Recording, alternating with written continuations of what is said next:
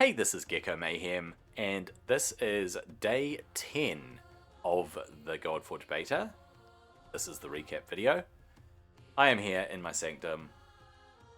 As usual, let's take a look at the campaign, my progress, how things are going. So, adventure mode. I managed to work through a little bit of Olympus, and it was basically all I did today. I did other things, but in terms of campaign, this is basically all I managed to do in terms of progress. It's very difficult. I had to attempt a few of these stages multiple times, and then I came up against stage 8, which is very hard. Now, I have a few ideas. I've tried a few things, and I have a few ideas about how I could potentially improve my chances, but take a look at this wild team that you have to face. Confusion has a 50% chance, I think, of landing. As you can see, it only landed on Ares here. My attacks no longer do a lot of damage. 16 to 18,000. That is a lot of mitigation from these heroes here. I can kind of protect myself. So Eugen does ally protect and he gets a ward on himself, but then as soon as they attack, the ward disappears and done for. And then Athena is going to put up a shield on everyone. Bam! Massive shield on everybody. Huge shield. And then I can steal. And I can try to prevent more buffs. Corrupt. I can do a little bit of damage to the shield, and that's about it. And then game over. Look how much damage their Pandora does.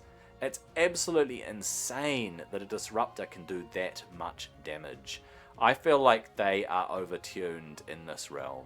It is significantly harder than the previous realm, Virage.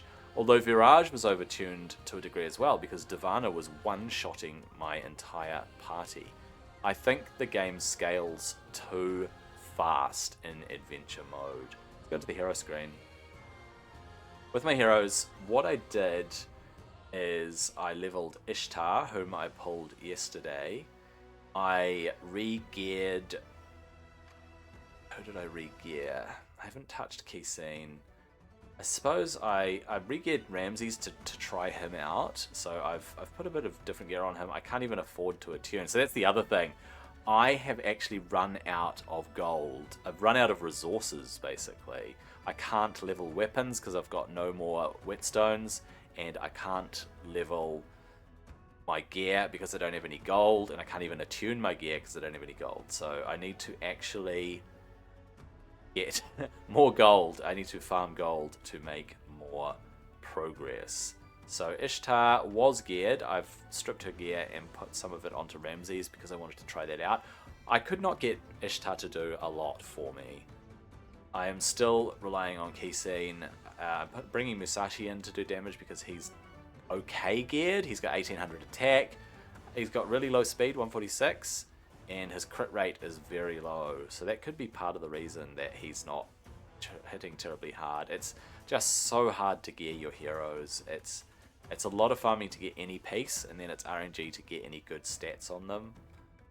I tested this guy the other day, Hunapu, and Pandora is just... She's been such a huge boon to my account. She's a huge help when she gets her ultimate, so I do need to build more faith on her and get her ultimate further along. In terms of missions, I did push through a few more missions. I'm now up to part 5 of, what's it called? It's chapter 1 something part 5. So each chapter has multiple parts, I think, which are sub parts of something. I guess when I complete that, because I think there's another level, it's like chapter section part, something like that anyway. I am up to this. Acquire a hero is a campaign stage reward. Oh, sorry, this one. Loot 100 gold steel from Hag's Hollow. So I have to do Hag's Hollow over and over. That's something that I'm actually going to have to do. And dungeons, I haven't made much more in the way of progress with the dungeons. I can't do stage 10, but I can auto stage 9, which is good. I tried Anwin a bit more. I cannot do stage 11. Svarog's Horde, I can't even do stage 8 on auto.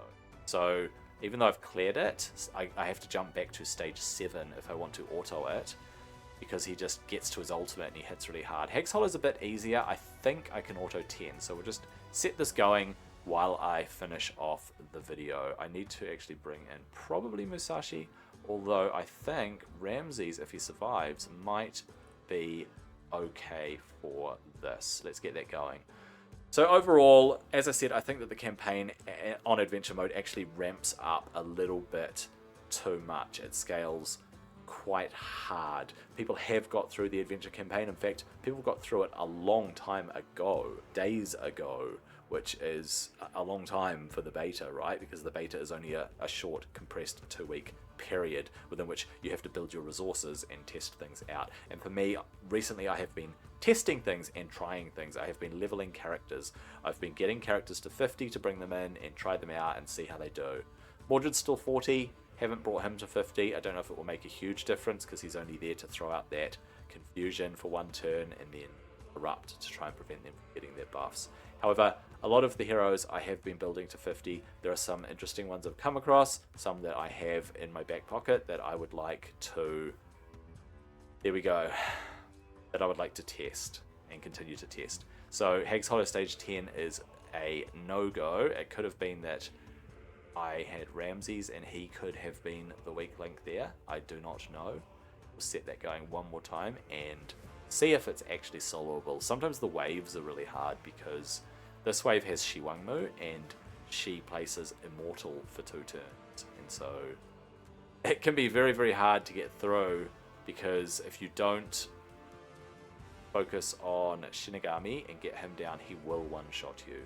And then their Ceres also does some pretty serious damage there because she is a Slayer. So if you don't get them down, then you're not going to survive it. And let's just say, oh, did we survive? No, she did a double hit and we didn't survive because of that Immortal buff. So there you go. Stage 10 of Hag's Hollow is definitely not auto-playable. I think that's everything. So far, in terms of overall experience with the with the beta, the adventure campaign has been really good because it's such a challenge. The dungeons have been good because they get very challenging and you have to actually learn what the bosses are doing, and so it makes the game engaging and fun. I know it has a lot of areas that need improvement and need the developers and designers to take a fresh look at certain things. For example, today, one piece of feedback I have is that it is very frustrating as a player, and this is actually a bad design decision. It might be subjective, but I think it is bad design to not allow at least epic heroes to get a skill, a debuff or disable chance to 100%, especially debuffs and some disables.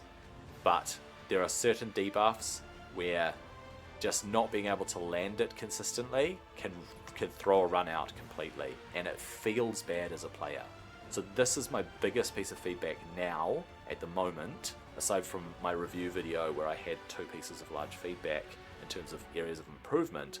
Today's big area of improvement is please allow heroes that place debuffs to book up to 100% for most epic heroes, if not all epic heroes and above, where it makes sense that debuffs should land if you have the accuracy, because you still have to overcome the accuracy hurdle, you still have to mitigate buffs that the enemy has, you still have to contend with debuff cleansers, you still have to contend with all sorts of other factors, and then you've got the RNG of, hey, I'm a legendary and I have a 65% maximum chance of landing a debuff on this hero.